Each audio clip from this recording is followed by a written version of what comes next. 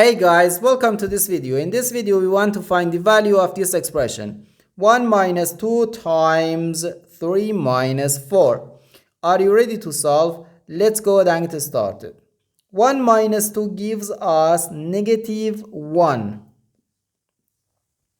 And here we have 3 minus 4, which again equals negative 1. So, negative 1 times negative 1, which equals positive 1.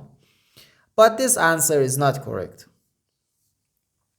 Because, according to the order of operations, which is PEMDAS,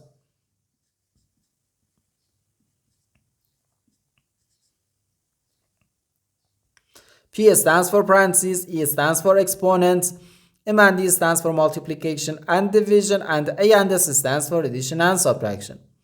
First, we have to do parentheses, then exponents, then multiplication or division, and finally addition or subtraction.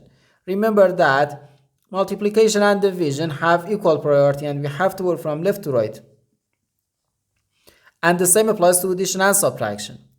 In this expression, we have two subtractions and one multiplication.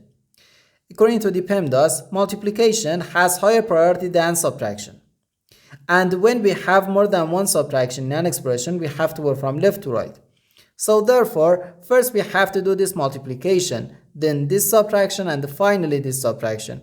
If we do this subtraction or this subtraction before this multiplication, it is wrong.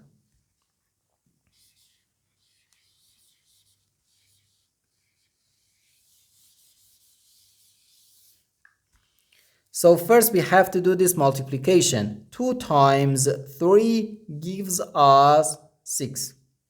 So we have 1 minus 6 minus 4. Now we have to do this subtraction. 1 minus 6 gives us negative 5. So negative 5 minus 4, which equals negative 9. And this is our final answer to this problem.